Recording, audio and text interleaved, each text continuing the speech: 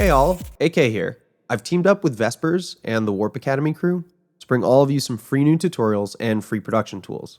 You can learn more about me on my website, aktunes.com, or check out my trainer profile back at Warp Academy. Don't forget to click this link and grab the free download so you can follow along with this tutorial. Alright, let's get to the good stuff. Not all DAWs have this problem, but every live user has had this problem before, where you pitch bend MIDI at one point in the track, and then everything sounds out of tune for a while. And you're like, ugh, this is not what it's supposed to sound like. Let me define the problem clearly. Live has an interesting way of storing pitch bend information. Unlike other envelopes that get their own automation lane, pitch bend information is stored inside the clip. So even if you write pitch bend information into a clip, you'll only be able to see pitch envelopes if you're focused on that particular clip. When you create a new MIDI clip, Live automatically does not create any pitch bend information on that clip. This is signified by a dotted line across the center. Now we can demonstrate the problem.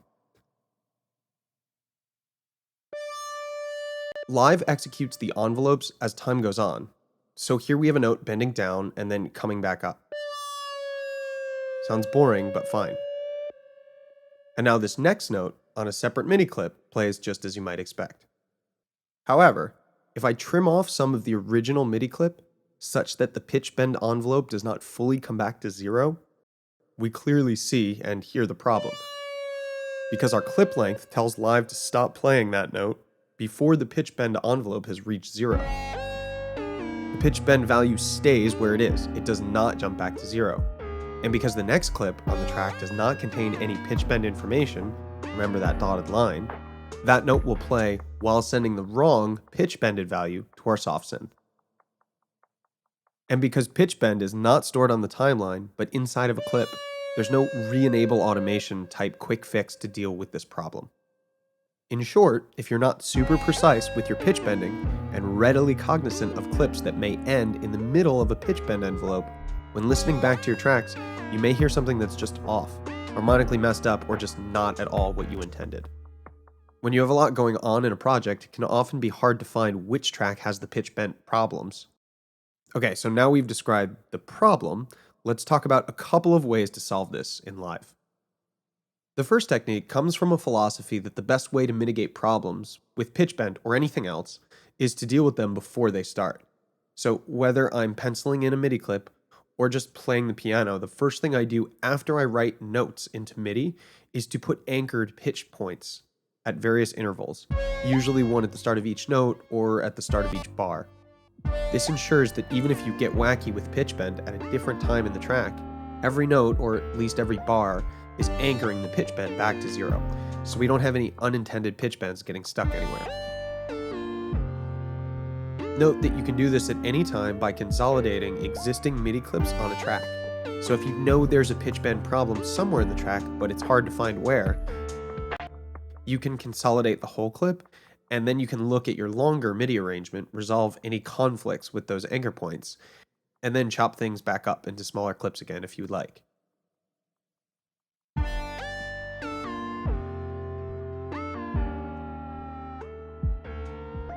This can be a little bit work intensive, so another solution that's a little bit less work intensive is to have a MIDI clip at the beginning of your set, which just contains a zeroed out pitch bend envelope. So we'll create an empty MIDI track at the top of our set, and then create a MIDI clip with a note or without a note. The note actually doesn't matter, but make sure this MIDI clip has pitch bend automation that gets reset to zero. So when you find problematic pitching, just copy the MIDI track onto the offending track and use your play scrubber to just play the track back, which resets the pitch bend. This is pretty much like the mouse and keyboard equivalent of wiggling a joystick or a pitch bend ribbon to get the pitch bend envelope unstuck. Of course, this is more of a band-aid than a real workflow solution, but if you're ever playing live and hear some pitch bending problems, this could bail you out.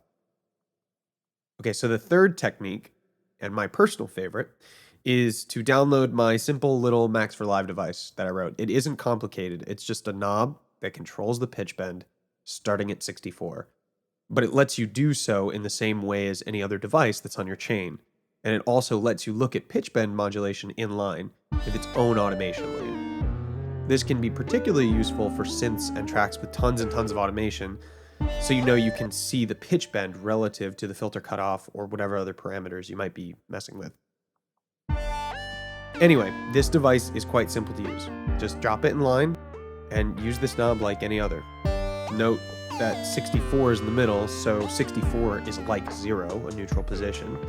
And if you're using the knob to do pitch bend, make sure you're not also using pitch bend information in the clips. Otherwise, you'll create conflicts, everything will sound weird. I didn't program for that, and you'll find yourself with the same mess that we were trying to avoid in the first place.